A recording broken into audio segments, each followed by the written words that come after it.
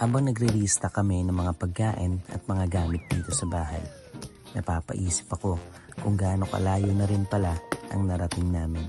Dati kasi hindi ganito kadali. May mga panahon na iniisip namin kung paano pagkakasyahin yung budget hanggang sa susunod na sahod o kita.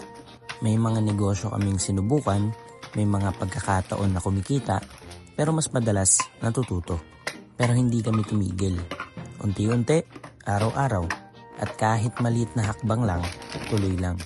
Ngayon, habang inaayos namin tong mga sabon, dilata, vitamins at mga simpleng pangangailangan sa bahay, napapangiti ako.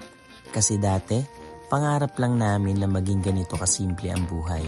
Hindi man kami mayaman, pero ngayon, kaya na namin ibigay yung mga kailangan ng pamilya namin. Nakabukod na kami.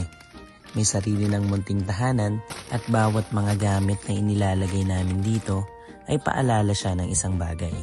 Na ang mga pangarap, hindi talaga instant. Pinaghihirapan sila, pinagdadasal, at minsan, pinagdadaanan muna ang maraming pagsubok.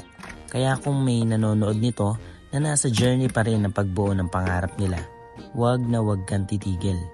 Malay mo, yung simpleng restock ng bahay mo, balang araw, magiging patunay na rin kung gaano kalayo ang narating mo. Sa lahat ng blessings na dumarating sa amin ngayon, salamat po Lord. From struggles to simple blessings.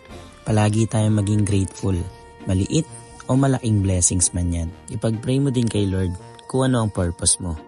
Dahil pag alam mo na ang purpose mo, meron ka ng pangahawakan para ituloy ang buhay mo. Kaya palagi ako naniniwala sa God's perfect timing.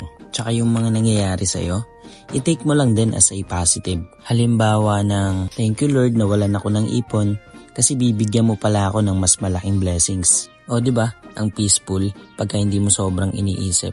Unahin mo lang si Lord at aayon din ang lahat. Palagi mo ring isipin na palagi ring may dahilan ng Diyos kung bakit ka nandyan ngayon. Kaya whatever happens, God has always a purpose. God bless.